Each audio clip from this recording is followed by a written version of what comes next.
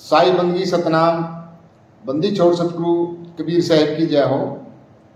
आज हम जानेंगे सतगुरु नितिन साहब जी से एक सत्संग के माध्यम से, जब तक हम अपने निज स्वरूप को नहीं जान पाएंगे तब तक हम इस संसार में ऐसे ही आते रहेंगे और जाते रहेंगे।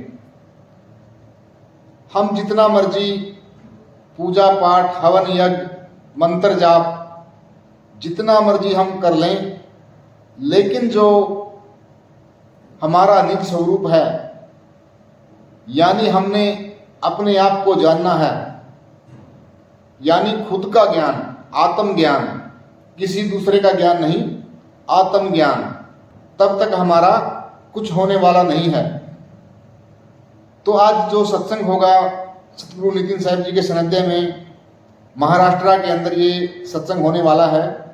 तो सत्संग को आपने पूरा विवेक लगा के और पूरी बुद्धि लगा के सुनना है। की सतनाम। तो आज मलकापुर में, जिला बुल्ढाना, काटी गांव में परम पिता परमात्मा के मूल ज्ञान का प्रचार होने जा रहा है। बहुत बड़े भाग होते हैं उन जीवों के जो इस ज्ञान को अपने पूरे जीवन काल में एक बार भी सुन पाते हैं, और उससे भी बड़े भाग होते हैं उन जीवों के जो इस ज्ञान को थोड़ा सा भी समझ पाते हैं। क्योंकि सुनना आसान है, आए बैठे 1 घंटा सुन के चले गए, लेकिन एक एक बात पे चिंतन, एक एक बात पे मनन, एक एक बात पे विचार करके विवेक लगाना, ये बहुत मुश्किल काम है। ये तभी संपूर्ण होता है जब मालिक की दया होती है, परमपिता परमात्मा की मोहर लगी होती है जीव पे, तब जाके वो सत्य असत्य का निर्णय कर पाता है। नहीं तो सारा जगत इसी ममता में, इसी मोह में, इसी माया में उलझ पुलझ के मर जाता है। तो आज इसी माया, इसी मन, 3 गुणों पे और इसी काया पे और सत्य रूपी आत्मा पे आज पूरी चर्चा करेंगे, और मालिक की दया होगी तो आपको मेरी बात जरूर समझ में आएगी। तो सत्संग शुरू करने से पहले परम पिता परमात्मा के नाम पे जयकारा लगाना है और फिर आगे सत्संग शुरू करेंगे। बोलिए परम पिता परमात्मा की, सदगुरु बंदी छोड़ कबीर साहेब की, सभी संतों की, सभी भक्तों की, आज के आनंद की, सकल हंस को बंदगी, साहेब बंदगी सतनाम। तो साहिब समझा रहे हैं कि हे जीव, जब तक तू अपने निज स्वरूप को, अपने असली स्वरूप को नहीं पहचान पाया, तब तक तेरा ये जन्म मरण, ये भाव बंधन कभी भी खत्म होने वाला नहीं है। चाहे कितने ही मंदिर चले जाओ, कितने ही मस्जिद में कलमे पढ़ाओ, नमाजें पढ़ाओ, कितने ही गुरुद्वारों में बाणियां गा आओ, कितने ही चर्च में जाके प्रेयर कराओ, तुम्हारा जन्म और मरण ऐसे खत्म नहीं होने वाला। क्योंकि माया ने ऐसा जाल बुन दिया है, माया ने ऐसा चक्कर बना दिया है कि तुम उस चक्रव्यूह से निकल नहीं सकते। जब तक परमात्मा की दया ना हो जाए, जब तक तुम्हारे जीवन में ऐसा गुरु ना आ जाए जो इस चक्रव्यूह को तोड़ दे और तुम्हें इस चक्रव्यूह से बाहर कर दे। कौन सा चक्रव्यूह है ये मायावी चक्रव्यूह है। और माया है क्या? साहिब समझा रहे हैं कि दुनिया, सारा जगत माया को तो छोड़ना चाहता है, बातें तो कर रहा है कि माया से दूर रहो, माया को त्याग दो, ये माया संसार है, इसको छोड़ दो, लेकिन सत्य को ना जानने के कारण माया को ही सत्य मान बैठा है। दिक्कत ये है। तो इसी को साहिब समझा रहे हैं कि पहले ये जानना पड़ेगा माया है क्या। तो साहिब अपनी वाणी में संकेत कर रहे हैं, माया महाठगनी हम जानी, माया महाठगनी हम जानी। त्रिगुण फांस लिए कर डोले, बोले माधुरी वाणी, माया महाठगिनी हम जानी। कहते ये माया इतनी ठग है, हम अच्छी तरह जानते हैं इस माया को, इसने कैसे पूरे संसार को ठगा हुआ है। माया महाठगिनी हम जानी, और इसका हथियार क्या है? त्रिगुण फांस लिए कर डोले, 3 गुणों की फांस लेके हाथ में ये डोल रही है। बोले माधुरी वाणी, माया महाठगिनी हम जानी। कौन कौन से 3 गुण लेके घूम रही है ये? सबसे पहला गुण है रजोगुण। रजोगुण मतलब किसी भी वस्तु का पैदा होना। दूसरा गुण है सतोगुण। सतोगुण मतलब किसी पलना। और तीसरा गुण है तमोगुण, यानी किसी भी वस्तु का नाश हो जाना। यही 3 गुणों की फांस माया लेके घूम रही है और हमें बार बार इस चक्रव्यूह में घुमा रही है। अब हम कैसे बचेंगे माया से? हमें माया को समझना पड़ेगा कि माया है क्या, कौन सी ऐसी वस्तु है जो तीनों गुणों से न्यारी है, उसको ढूंढना पड़ेगा। अब 3 गुणों में है क्या क्या, पहले यह समझ लेते हैं। 3 गुणों का मतलब पैदा होना, पलना और नष्ट हो जाना। अब हम सत्य किसको मान के बैठे हैं? पहले तो उस पे आ जाते हैं। हम सबसे पहले सत्य मान लेते हैं भगवान के शरीरों को। कोई राम जी के शरीर की पूजा कर रहा है, कोई श्याम जी के शरीर को भगवान मान बैठा है, कोई हनुमान जी के शरीर को भगवान मान बैठा है, कोई शेरा वाली माता को मान बैठा है। यानी किसी ना किसी शरीर की कोई ना कोई पूजा कर रहा है। अब इस शरीर के ऊपर बात चलती है कि क्या शरीर 3 गुणों से रहित है? जब कृष्ण जी पैदा हुए छोटे से, धीरे धीरे पले बड़े हुए, पैदा हुए तो रजोगुण, पले बड़े हुए तो सतोगुण, और जैसे ही अंत में पैर में तीर लगा, शरीर की मृत्यु हो गई, वो तमोगुण में समा गया। यानी रजोगुण, सतोगुण, तमोगुण से कृष्ण जी का शरीर न्यारा नहीं है। अब अगर तुम कृष्ण जी के शरीर की पूजा कर रहे हो, भले ये मान के कर रहे हो कि मैं तो भगवान की पूजा कर रहा हूं, तुम माया की ही पूजा कर रहे हो। बिल्कुल सेम चीज राम जी के शरीर के साथ है, हनुमान जी के शरीर के साथ है, इस दुनिया के किसी भी शरीर के साथ है। यह शरीर त्रिगुणी माया है। इसीलिए गीता में कृष्ण जी ने बिल्कुल स्पष्ट बोल दिया कि हे अर्जुन, इस दुनिया में 2 प्रकार के तत्व हैं। एक वो जिसका पैदा होता है, जो पलता है और नाश हो जाता है, जिसका जन्म होता है और नाश हो जाता है, यानी वो शरीर है। काया असत्य है, काया ही माया है, किसी भी प्रकार की काया हो। अब ये काया त्रिगुणी है, चाहे किसी की भी हो। और क्या है त्रिगुण में? मंदिर, मस्जिद, गुरुद्वारे, चर्च, कोई भी धार्मिक स्थल जो इंसान ने बनाया। शुरुआत करी नींव खोद के, नींव खोदी, ईंटें लगाई, रोज रोज रोज मंदिर बढ़ता गया, मस्जिद बढ़ती गई, गुरुद्वारा बढ़ता गया, चर्च बढ़ती गई, धीरे धीरे बड़ी हो रही है, ईंट पे ईंट रख रहे हैं, यानी अभी रजोगुण चल रहा है।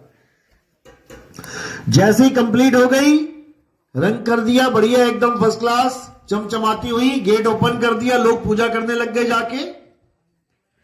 अब सतोगुण आ गया और धीरे धीरे धीरे धीरे धीरे जर्जर अवस्था में वो मंदिर जब गिरने लगा तो तमोगुण आ गया। ना रिपेयर करो, देखो 200 साल में कोई भी मंदिर गिर जाएगा। रिपेयर कर करके 200-400 साल निकाल भी सकते हो, लेकिन फिर भी एक ना एक दिन उसका नाश होना है। ये त्रिगुण माया में आ गया। अब मूर्तियां लगा लो, कोई मूर्ति बनाता है, कोई शिल्पकार, कोई सड़क के किनारे बैठा आदमी देखो हजारों मूर्तियां बना देता है।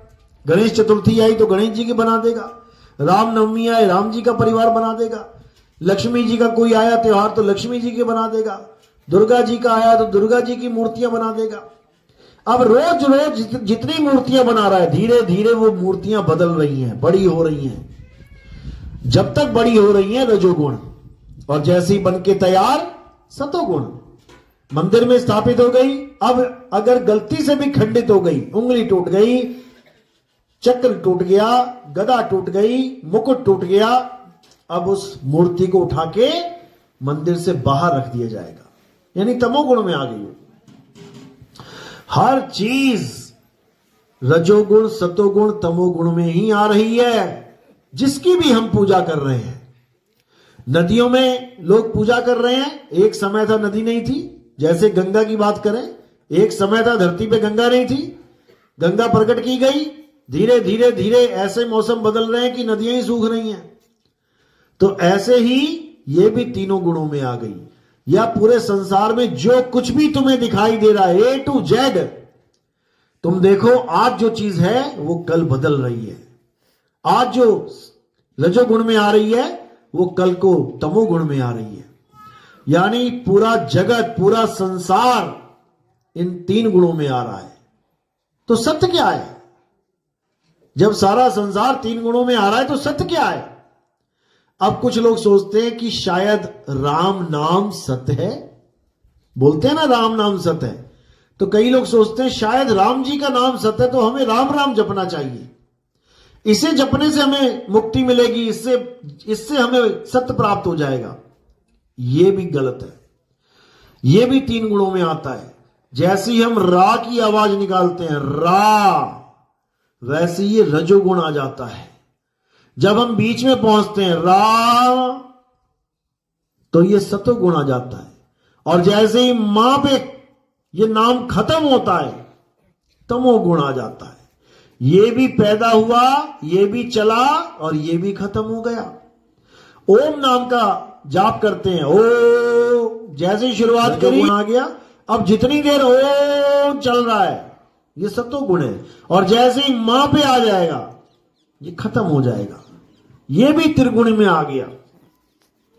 यानी कोई भी चीज इस संसार में तीन गुणों से परे नहीं है। हर चीज तीन गुणों में उलझी पड़ी है। अब यही त्रिगुणी माया सबको उलझा के मार रही है। लेकिन कोई समझ नहीं पा रहा कि हम जिसको भगवान मान के, परमात्मा मान के, अपना इष्ट मान के पूज रहे हैं, वही माया बना बैठा है हमारे लिए। अब माया से परे क्या चीज है उसको जानना है, और वो एक ही है, वो 2 3 4 5 नहीं है। माया से परे क्या है? आत्मदेव। आत्मा ही माया से परे है, जिसके लिए अर्जुन को समझाया कृष्ण जी ने, हे अर्जुन, ये शरीर तो माया है, ये शरीर तो असत्य तत्व हैं, जो सत्य है वो केवल आत्मा है। इस आत्मा को ना तो कोई शस्त्र काट सकता है, इस आत्मा को ना तो अग्नि जला सकती है, इस आत्मा को ना तो वायु सुखा सकती है, इस आत्मा को ना तो जल भिगो सकता है। इस दुनिया के हर शरीर को शस्त्र काट सकता है, अग्नि जला सकती है, वायु सुखा सकती है, जल भिगो सकता है, लेकिन आत्मा को कोई कुछ नहीं कर सकता। इसलिए अगर इस दुनिया में कुछ पूजनीय है तो वो केवल आत्मा है। अगर इस दुनिया में कुछ सत्य है जो माया से परे है, त्रिगुणों से परे है, तो वो केवल आत्मा है। इसी आत्मा की महिमा हर संत ने गाई है। जल में मीन प्यासी, मोहे देखत आवे हासी, आत्म ज्ञान बिना नर भटके, कभी काबा कभी काशी। इस आत्मा के ज्ञान के बिना, यानी सत्य ज्ञान के बिना हर जीव भटक रहा है। क्या हिंदू, क्या मुस्लिम, क्या सिख, क्या ईसाई, हर जीव भटक रहा है। अब इसकी भटकना खत्म केवल तभी हो सकती है जब इसको आत्मज्ञानी गुरु मिल जाए। तो साहिब समझा रहे हैं, जब लगना चीनोगे आत्म तब लगना मिली है परमात्म। आत्म चीने परमात्म चीने संत कहावे सोए, और यह भेद काया से न्यारा बूझे बिरला कोई।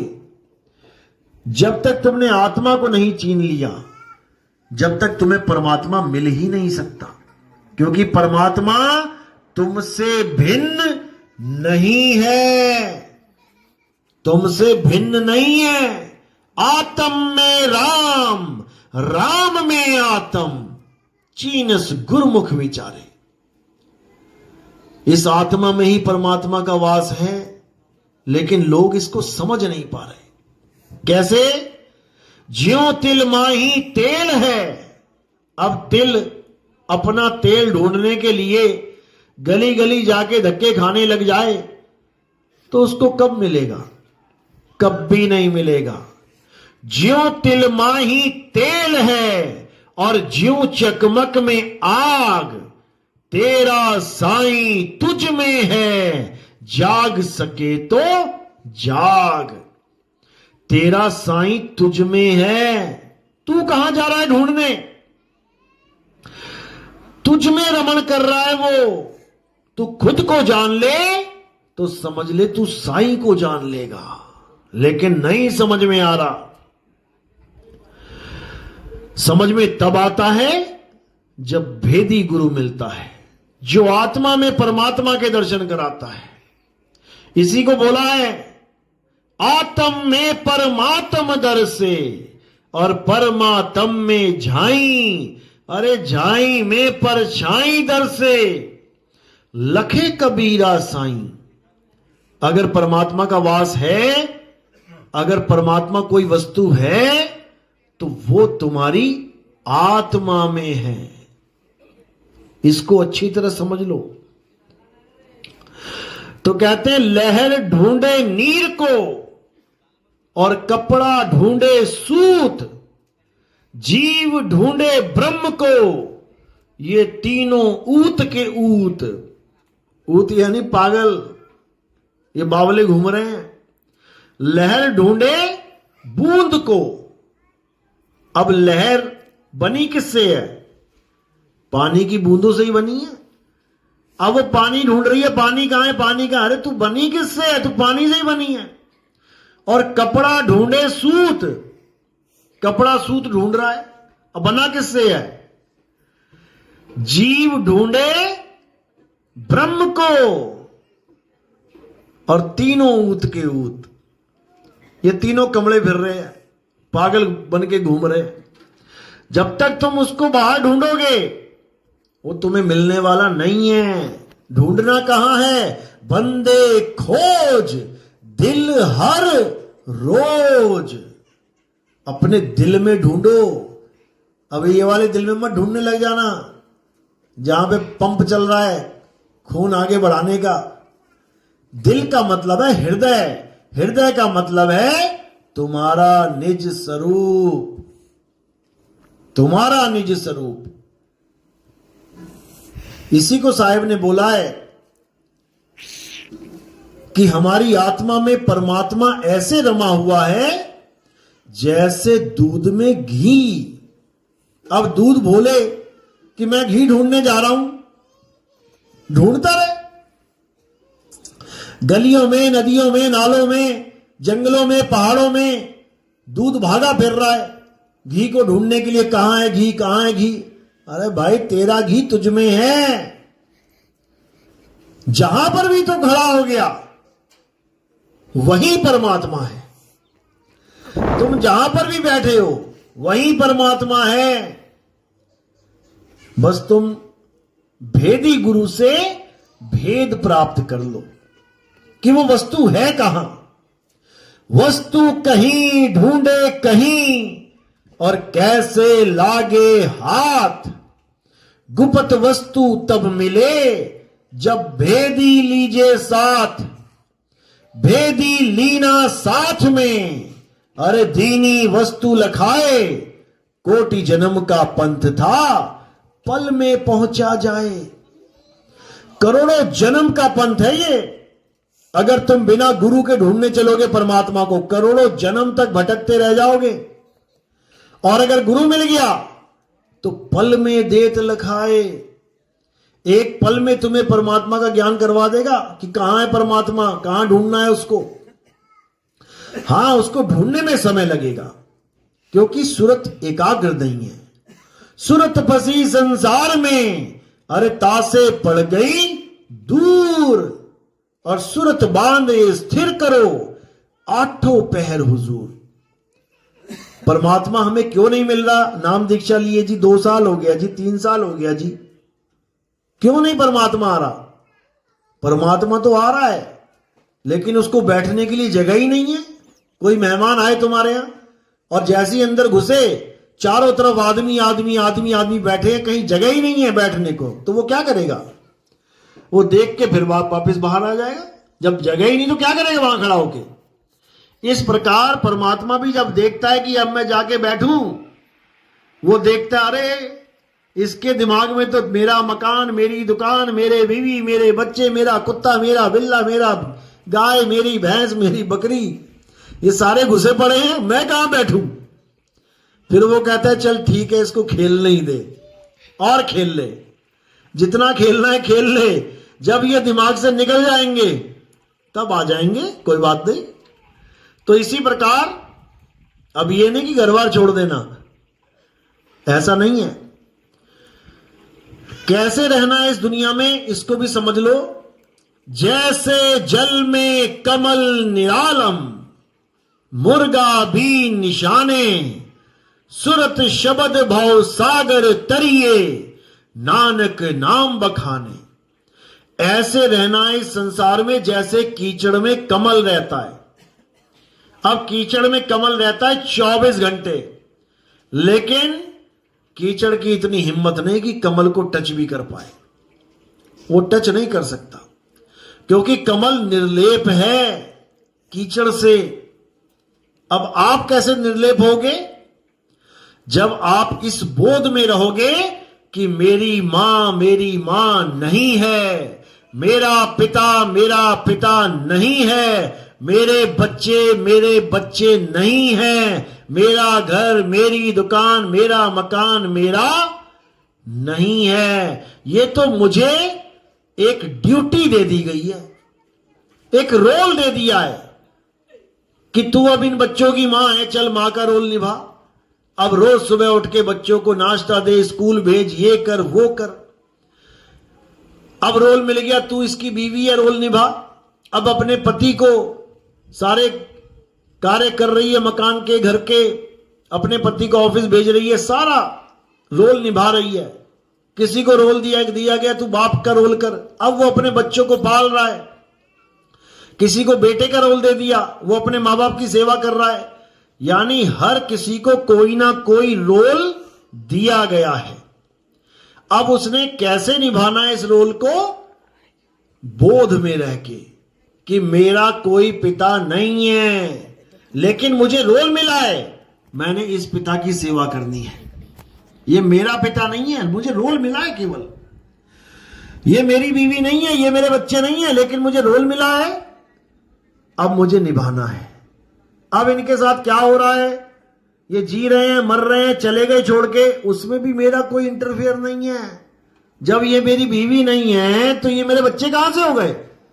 ये बच्चे कौन है? किसी के घर में मरे तो मेरे घर में पैदा हो गए। कैसे आता है जीव?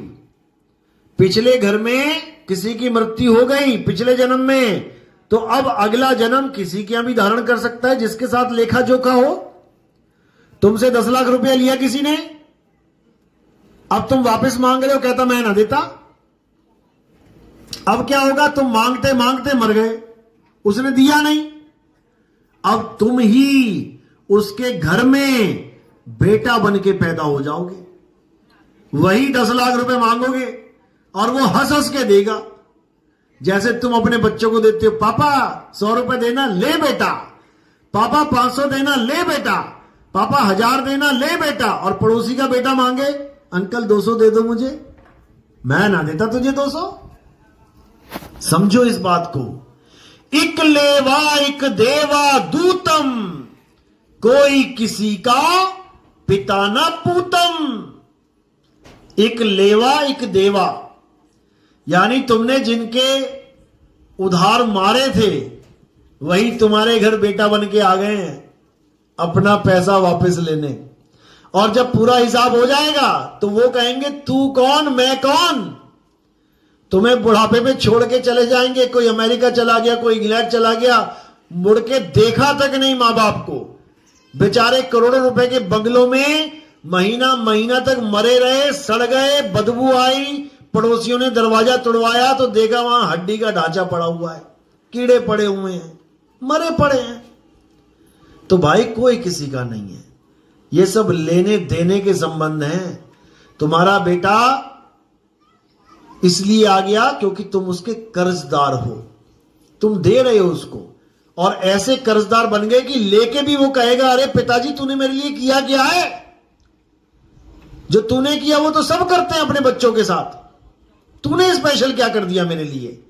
ऐसी बातें सुना के ताने मार के तब तुम्हें समझ में आएगा कि ये मेरा बेटा नहीं है भाई, ये मेरा देवनदार है, लेवनदार है। तो यही माया है, इसी माया से परे हो जाना है, यानी सारे काम करते जाओ और इसको एक खेल समझो। ये एक नाटक चल रहा है, कोई किसी का नहीं है। अगर आपका कोई है इस संसार में तो केवल और केवल परमपिता परमात्मा, उसके अलावा कोई नहीं है। वही है जो तुम्हारी हर गलती को क्षमा कर सकता है, वही है जो तुम्हारी एक पुकार पे तुम्हें यहां से बाहर कर सकता है। लेकिन कोई पुकार ही नहीं रहा। पुकार किसकी चल रही है? हे भगवान मेरी इस बार फसल बढ़िया हो जाए, तथास्तु। हे भगवान मेरे बच्चे के अच्छे नंबर आ जाएं। गुरु भी धारण कर लिया तो क्या मांग रहे हो? मेरी बेटी के बच्चा नहीं हो रहा, मेरी बहू के 7 साल से बच्चा नहीं हुआ, बताओ बाबा जी हम बच्चे देने के लिए बैठा है। मुक्ति की बात कोई नहीं कर रहा कि मैं जन्मों जन्मों से फंसी हूं, पता नहीं कितनी बार मां बन ली, कितनी बार बेटी बन ली, कितनी बार कुत्ता बिल्ली हाथी घोड़ा सूअर चीते सांप बिच्छू क्या नहीं बन गए। लेकिन अभी भी किसी को मुक्ति का मतलब भी नहीं पता है। मुक्ति को तो कहते हैं अरे मुक्ति क्या करनी है, ऐसे ऐसे पंथ चल रहे हैं। अगर उनसे कहो ना कि भैया मुक्ति, कहते मुक्ति क्या चीज है? मुक्ति तो बहुत नीचे का ज्ञान है, बहुत तुच्छ चीज है। अच्छा फिर बढ़िया चीज क्या है? अरे भगवान के साथ आओ, दुनिया में बार बार आओ, कभी गोपी बन के कभी ग्वाल बन के आओ, इसी में खुश हैं। क्योंकि इनको मुक्ति की परिभाषा तक नहीं पता है। अगर इनको मुक्ति की परिभाषा पता लग जाती तो ये मुक्ति की बात करते, ना कि बार बार जन्मने की मरने की। अरे एक बार ग्वाले बन गए, दूसरी बार क्या पता ग्वाला बनाए ना बनाए, राक्षस बना दे। सुदामा ऐसा पुरुष था जिसके चरण धोके पिए। किसने? भगवान कृष्ण ने। सोचो तुम्हारे तो नहीं पिए ना धोके कभी। धोके पिए, उसको अगला जन्म किसका मिला पता है? राक्षस का, चूड़ राक्षस। किसी को नहीं पता है। शिव महापुराण में दर्ज है ये पूरी कहानी, पढ़ो जाके, तुम्हें पता लगे कि जिसके चरण धोके भगवान ने पी लिए वो भी राक्षस जून को प्राप्त हो गया। तो तुम कहां कहां जाओगे, तुम ये सोच लो पहले। तुम्हारी तो ऐसी दुर्गति होगी इस माया में कि तुम सोच भी नहीं सकते कि मेरे कौन कौन से जन्म हो लेंगे। किसी को बख्शा नहीं जाएगा मेरे भाई, किसी को नहीं। कोई बचने वाला नहीं है। बचेगा कौन?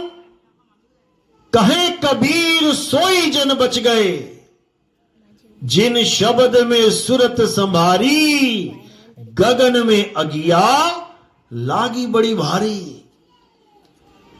इस पूरे संसार में आग लगी है माया की, और बड़े बड़ों को नचा मारा इसने।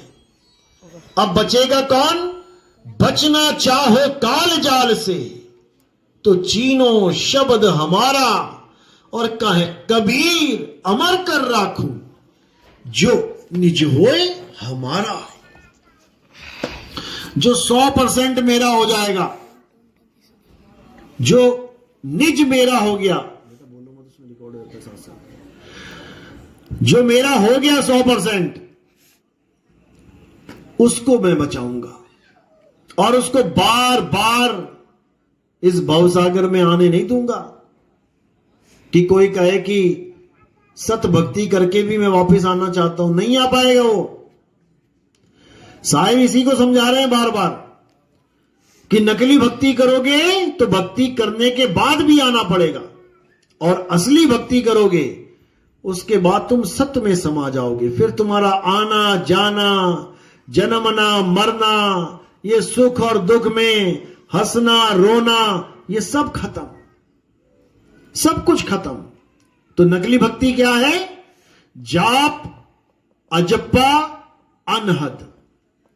जाप यानी मंत्रों के जाप, राम राम राम राम राम राम, हरे कृष्णा हरे कृष्णा हरे कृष्णा, अल्लाहु अल्लाहु अल्लाहु, Waheguru Waheguru Waheguru, God God God, कुछ भी, ये सब जाप है।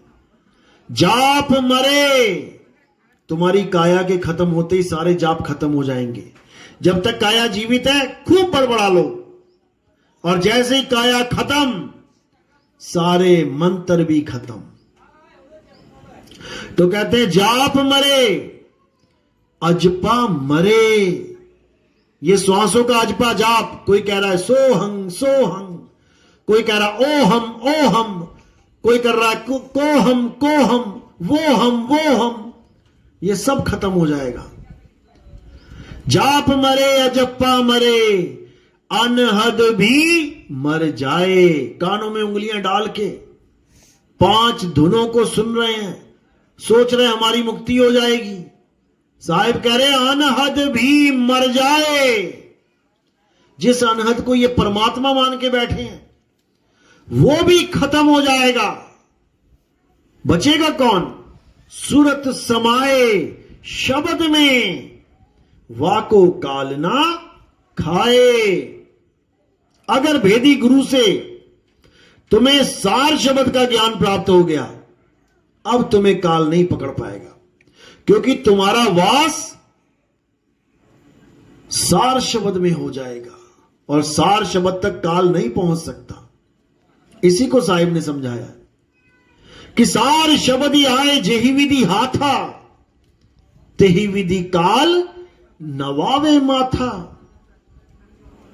एक बार सार शब्द हाथ आ गया, अब काल घुटने टेक देगा, सिर झुका लेगा तुम्हारे आगे। ये महिमा है सार शब्द की। और कुछ लोग भरमाने में लगे हैं कि सार शब्द कुछ होता ही नहीं है। बिल्कुल नहीं होता है, लेकिन किनके लिए? जिनको वो प्राप्त नहीं हो पाता उनके लिए नहीं है। एक लोमड़ी जंगल में जा रही थी, अंगूर का पेड़ मिला, अंगूर की बेल, अब ऊपर देखा अंगूर बढ़िया एकदम पीले पीले, अब लगी छलांगे मारने की अंगूर खाए जाए। 1000 बार छलांग मार दी, अंगूर तक नहीं पहुंच पाई। अब क्या करें? अब दिल टूट रहा है कि बढ़िया चीज थी खाने की, मिली नहीं। अब मन को समझा रही है, ओहो खट्टे हैं ये अंगूर, खट्टे हैं, अच्छा हुआ नहीं खाया। अच्छा हुआ नहीं खाया, क्योंकि प्राप्त नहीं कर पाए। ऐसे कुछ निकम्मे हैं, 2-2 साल 3-3 साल 4-4 साल दुनिया में दिमाग घुमा दिया पूरा, और बात करते परमात्मा नहीं मिला 4 साल से।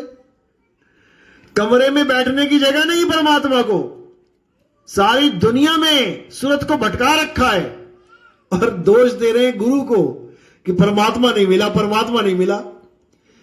कबीर साहब कह रहे हैं सूरत फंसी संसार में, तासे पड़ गई दूर। तुम्हें समझा रहे हैं कि तुम्हारी सूरत दूर पड़ गई।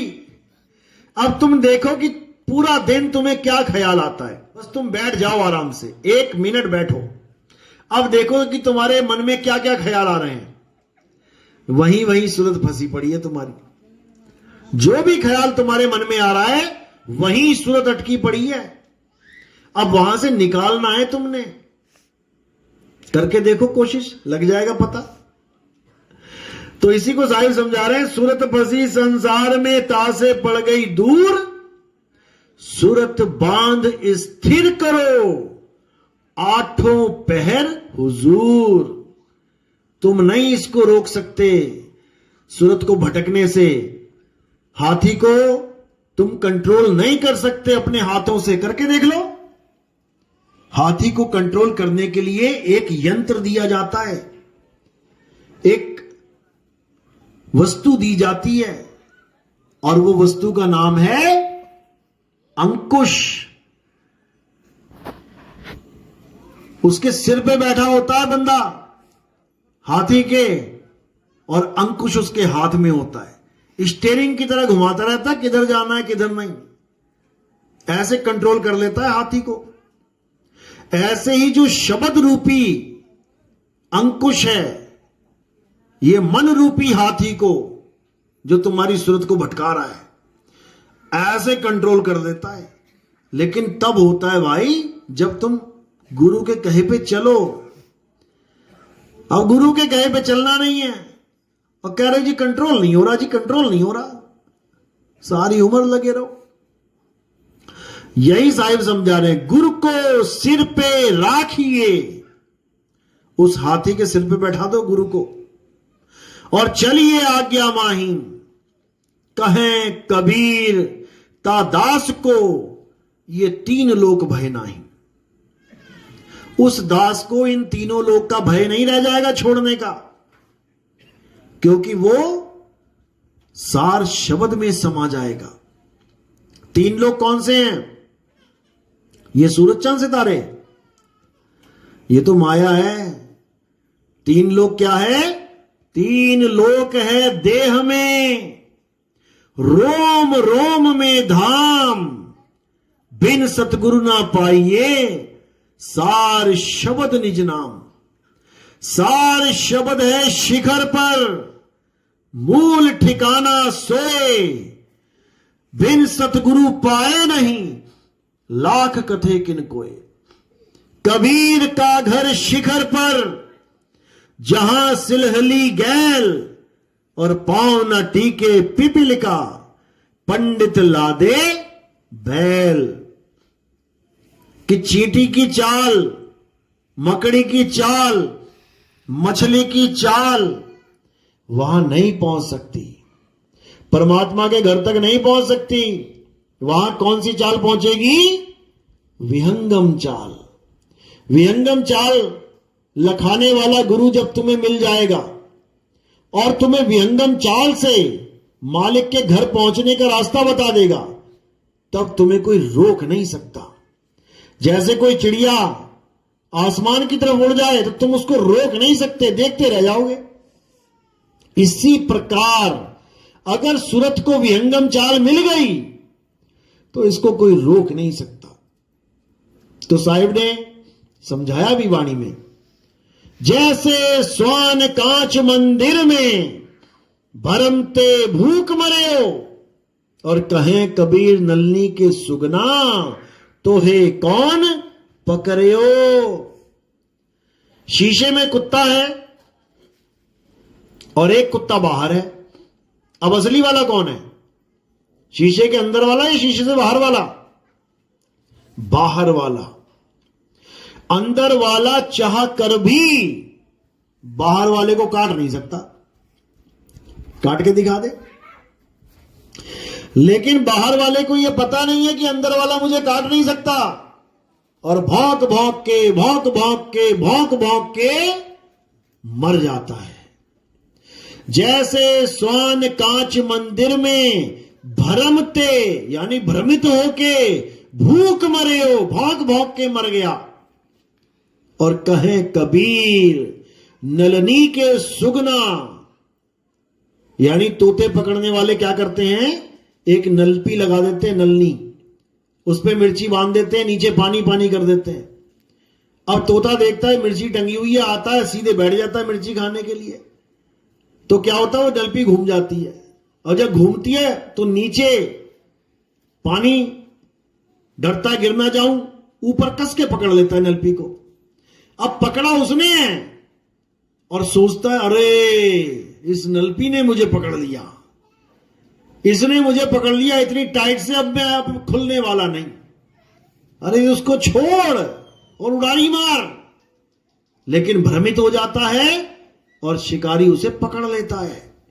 तो कह रहे हैं कहें कबीर नलनी के सुगना, यानी उस नलपी के तोते, अरे तोहे कौन पकड़ी, तुझे किसने पकड़ लिया, तूने खुद पकड़ रखा है उसको। इसी प्रकार जब इस सूरत को विहंगम चाल से चलने की कला प्राप्त हो जाती है तो ये हाथ नहीं आती, फिर ये किसी के हाथ नहीं आती, फिर इसे कोई पकड़ ही नहीं सकता है। यही साहिब समझा रहे हैं कि शब्द विहंगम चाल हमारी, और कहें कबीर सतगुरदई तारी, खुले कपाट शब्द झनकारी, पिंड अंड के पार सो देश हमारा है, कर नैनो दीदार महल में प्यारा है। बिल्कुल क्लियर बता दिया कि ये मकड़ी की चाल वाले, मछली चाल वाले, चींटी की चाल वाले ये जिंदगी में कभी नहीं पहुंच सकते वहां पे। क्या एक मछली, क्या एक चींटी, क्या एक मकड़ी आसमान में उड़ सकती है? कभी नहीं उड़ सकते, क्योंकि इनकी चाल किसी ना किसी तत्व पे निर्भर होती है, आधारित होती है, आधार लेते हैं ये लोग।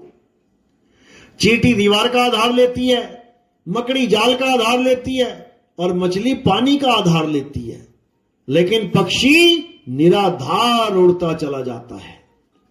इसी को बोला है विहंगम चाल। तो गरीबदास जी कहते हैं सतगुरु के लक्षण कहूं अचल विहंगम चाल, हम अमरापुर ले गए ज्ञान शब्द सरघाल। कि मैं तुम्हें सतगुरु के लक्षण बताता हूं। गुरु तो बहुत कर रखे हैं तुमने, गली गली में गुरु है, शहर शहर में गुरु है, गांव गांव में गुरु है। इतने गुरु हैं, इतने गुरु हैं, तुम नाम तक नहीं याद कर पाओगे सारे गुरुओं के। लाखों गुरु बने बैठे हैं, लेकिन उसमें भेद बताया जा रहा है कि गुरु का भेद क्या है, लक्षण क्या है।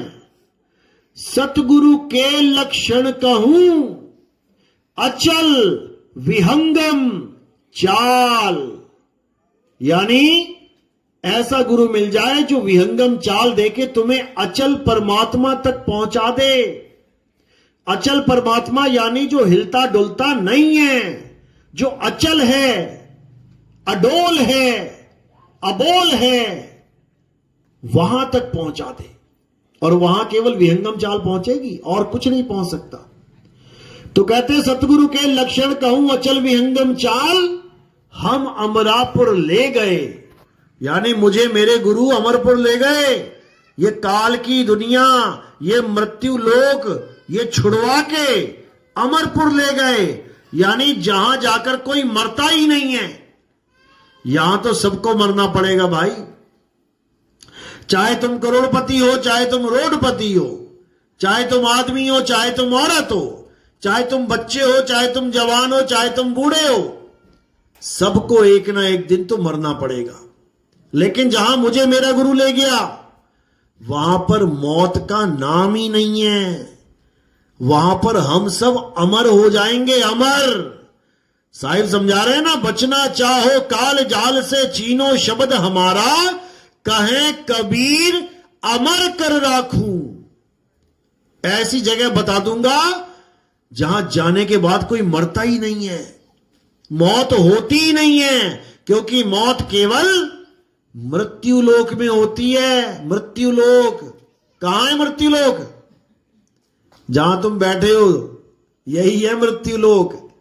और इसी लोक में तुम्हारी मौत होने वाली है, और तुम अपने भाई भाई से झगड़ा कर रहे हो। मुझे कम जमीन दी, तूने ज्यादा ले ली। मुझे कम मकान दिया, तूने ज्यादा ले लिया। मुझे कम पैसे दिए, तूने ज्यादा ले लिए।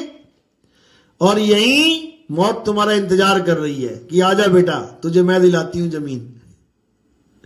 इस माया ने ऐसा जाल बुन रखा है कि एक आम जीव तो छोड़ो, बड़े बड़े देवी देवताओं को लपेटे में ले लिया। एक आम आदमी, एक आम राजा अगर जमीनों पे कब्जा करता है लोगों की, तो समझ में आता है कि ठीक है, लालची है। जैसे देश है, हमारे देश के साथ में एक देश है, वो क्या करता है, वो अपनी जगह ही बढ़ाता रहता है, कब्जे करता रहता है दूसरों के देशों पे। चीन नाम है उसका, वो बढ़ता ही जाता है। समझ में आता है एक आम आदमी चला रहा है उसे, लालची। लेकिन भगवान राम जैसे लोग, उन्होंने भी घोड़ा दौड़ा दिया। कौन सा यज्ञ किया था? अश्वमेघ यज्ञ। क्या मतलब होता है उस यज्ञ का? कि मैं घोड़ा दौड़ा रहा हूं और ये घोड़ा जहां जहां जा रहा है सब अपने आप सरेंडर कर देना मेरे आगे। अगर किसी ने मेरा घोड़ा रोक दिया तो फिर मैं युद्ध करके जीतूंगा उसकी जमीन को। बताओ, हम तो तुम्हें पूरी दुनिया का मालिक समझते हैं कि सारे खंड ब्रह्मांड, ये सूरज चांद सितारे हमारे राम के, और राम जी यहां घोड़ा दौड़ा रहे हैं। भैया कौन सी जमीन पे कब्जा करना चाहते हो? अरे तुम्हारी तो है सारी। फिर किसने पकड़ा घोड़ा? किसने पकड़ा? लव कुश ने। और लव कुश को भी पहचान नहीं पाए कि ये मेरे ही पुत्र हैं। अब बताओ, ये माया बहुत प्रबल है भाई। इस माया ने ऐसा घुमाया है सबको कि कोई नहीं निकल सकता इस माया के जाल से। अब निकलेगा कौन? हे अर्जुन, जो मेरी त्रिगुणी माया को लांग जाते हैं, जो इस त्रिगुणी माया को पहचान के इससे परे चले जाते हैं, केवल वही इस माया से बच पाते हैं। हे अर्जुन, इस त्रिगुणी माया से परे केवल एक वस्तु है और वो है आत्मा। जो पुरुष अपनी आत्मा में लीन रहते हैं, जो अपनी आत्मा में रमण करते हैं, जो अपनी आत्मा में तृप्त रहते हैं, जो अपनी आत्मा में संतुष्ट रहते हैं, हे अर्जुन, उनके ऊपर ये माया प्रभाव नहीं डाल पाती। वो इस माया से निकल गए। जिसने शरीर को समझ लिया कि ये माया है, वो कभी शरीर की पूजा करेगा ही नहीं। जिसने समझ लिया कि ये सामने दो बोतलें हैं, हरी वाली में जहर है और लाल वाली में अमृत, वो कभी जहर की बोतल पिएगा ही नहीं। समझना पड़ेगा। तुम्हारे घर में भी जहर की बोतलें रखी हैं, नहीं रखी तो बता दो। चूहे मारने वाला जहर, खटमल मारने वाला जहर, मच्छर मारने वाला जहर, जहर ही है वो। अब तुम्हें पता है कि ये जहर है, तुम नहीं पियोगे। लेकिन एक अबोध बालक आ जाए, छोटा सा बच्चा, पता लगा हिट स्प्रे उठा के पी ली, क्योंकि नादान है, पहचान नहीं है। जिसको पहचान है वो पी नहीं सकता, और जिसे पहचान नहीं है वो 100% पी जाएगा। इसी प्रकार कृष्ण जी ने समझा दिया कि ये शरीर ही माया है। अब तुम किसी के भी शरीर की पूजा करोगे तो तुम मेरी त्रिगुणी माया से पार नहीं हो पाओगे। यहीं धक्के खिलाऊंगा तुम्हें अच्छी तरह। और अगर तुमने आत्मा को जान लिया, आत्मा में रमण किया, आत्मा में तृप्त हो गए, तृप्त यानी अब मुझे कुछ और नहीं चाहिए। जैसे तुम्हें खाना खिलाए कोई, खूब ठूस ठूस के खिला दे, एकदम फुल, सांस भी नहीं आ रही है, उसके बाद कोई एक किलो गुलाब जामुन ले आए, तुम्हारी फेवरेट चीज, किलो भाई ये भी खा लो जी, तुम्हारी फेवरेट। अरे भैया अब सांस नहीं आ रही, ये कहां से खाऊंगा? अब मैं तृप्त हो गया हूं, अब मुझे कुछ नहीं चाहिए। इसी प्रकार जब आत्मा का ज्ञान हो जाता है तो भले तुम्हारा कोई फेवरेट देवी देवता क्यों ना हो, अगर कोई कहे इसकी पूजा कर ले, ना भैया अब नहीं चाहिए। अब मैं अपनी आत्मा में तृप्त हूं, मैं अपनी आत्मा में संतुष्ट हूं। ऐसी संतुष्टि मिल जाएगी लेकिन तब मिलेगी भाई जब ये सूरत संसार से ज्यादा प्रभु को प्यार करेगी। जब 24 घंटे तुम्हारे अंदर एक ही विचार चलेगा, मुझे मालिक चाहिए, परमात्मा चाहिए, परमात्मा चाहिए। जितना तुम दुनिया को याद करते हो 24 घंटे में, जिस दिन तुम मालिक को याद करने लग जाओगे तब बनोगे मीराबाई। ऐसे नहीं बन जाओगे मीराबाई, सास बहू को गालियां दे रही है, बहू सास को गालियां दे रही है, षड्यंत्र बना रही है, कैसे इसको नीचा दिखाऊं, कैसे इसको क्या करूं। मैं मीराबाई नहीं बन रही हूं, 5 साल हो गए नाम लिए, मीराबाई कब बनूंगी। तो ऐसे मीराबाई नहीं बनेंगे भाई। तो कहने का मतलब यही है कि इस माया को पहचानो और इस माया से ऊपर उठ जाओ। अच्छे रिश्ते बनाओ, एक दूसरे से प्रेम करो।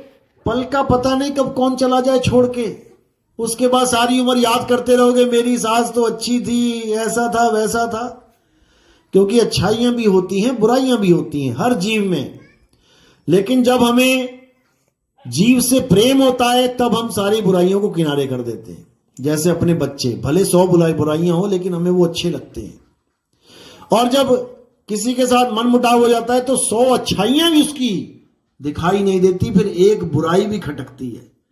फिर उस एक बुराई को लेके हम पूरा दिन चर्चा कर लेते हैं।